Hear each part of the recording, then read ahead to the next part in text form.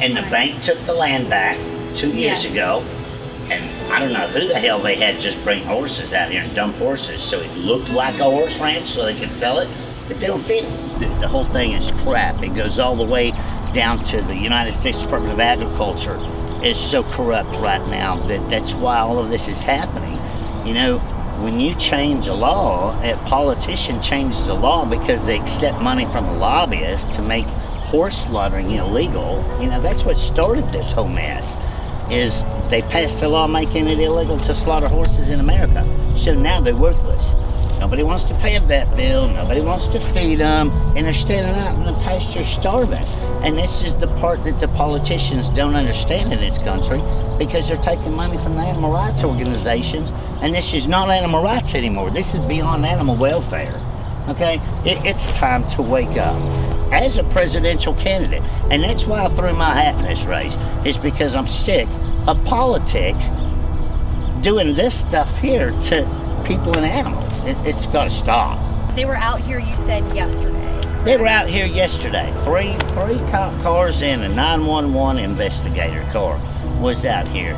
You know, and this will all be, except for y'all coming out here, this would be brushed under the carpet and hush-hush because the sheriff knows somebody, okay? Whether it's his neighbor or his cousin or whoever, they don't want to rock the boat right now because it's election time. And he's all about winning. It's not about saving these horses or punishing the person that allows these horses to sit out here and starve to death in the heat.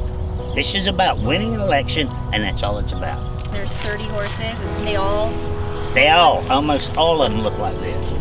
I could walk you out there, the alleyway's right there, and it's just a sad sight. So what do you want to say to the sheriff's office?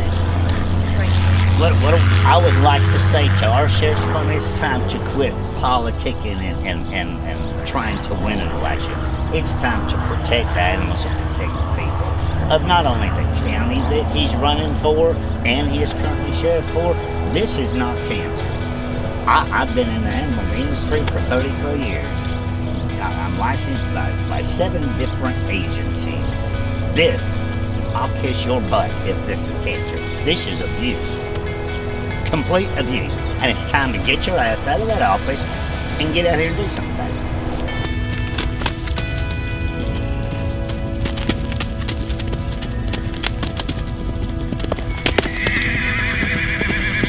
Joe, you've been monitoring this property all day long. Now, what have you seen?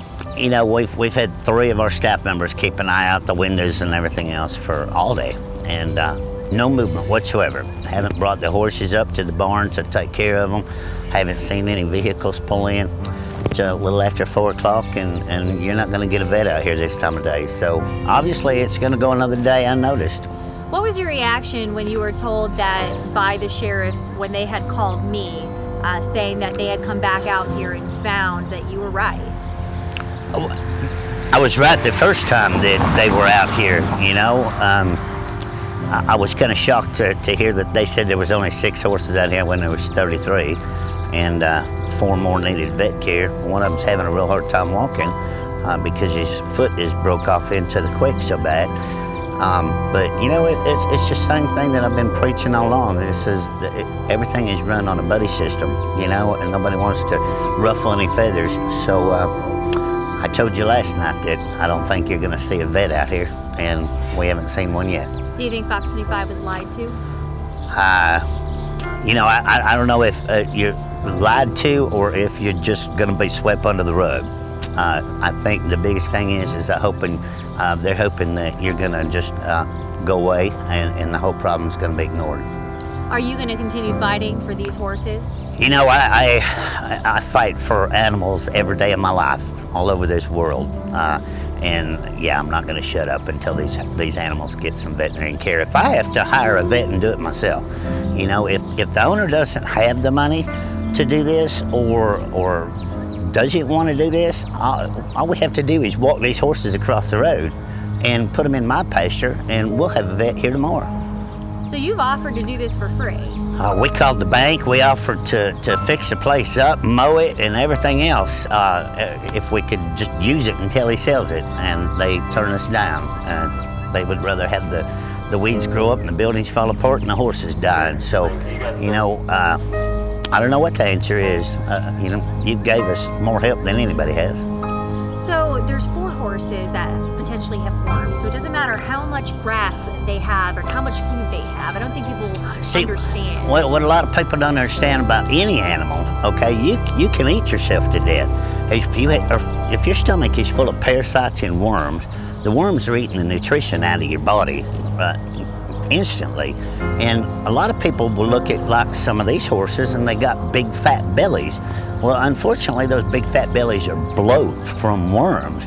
And you can see by the pictures and the video, their back straps where their spinal cord is, which holds the weight of that horse, is gone because of the parasites eating their meat away on the most vital part of their body, which is their spinal cord.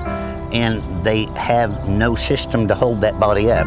And you're gonna start seeing a lot more horses go down out here because they've got to have some parasite and worm control and definitely some feed control.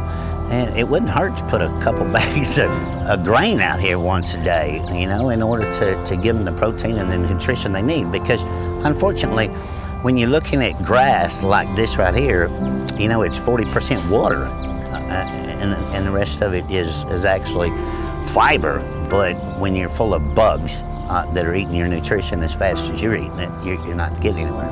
So the 4 horses that we saw that looked emaciated, how long do you think they have if they don't get that medical care? You know, if it's as hot as it was this weekend when this other horse perished, I'll give them a month at that. So when did you start to notice the condition of these horses?